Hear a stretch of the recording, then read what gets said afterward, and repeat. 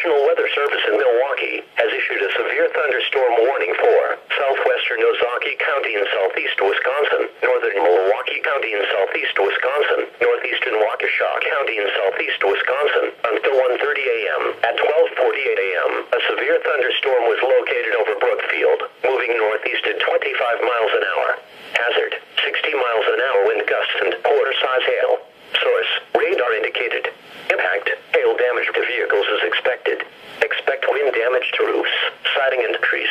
Locations impacted include Milwaukee, Waukesha, West Allis, Wauwatosa, New Berlin, Brookfield, Greenfield, Menominee Falls, Muskego, Mequon, Whitefish Bay, Pewaukee, Brown Deer, Cedarburg, Sussex, Hales Corners, Fox Point, Elm Grove, Bayside and West Milwaukee.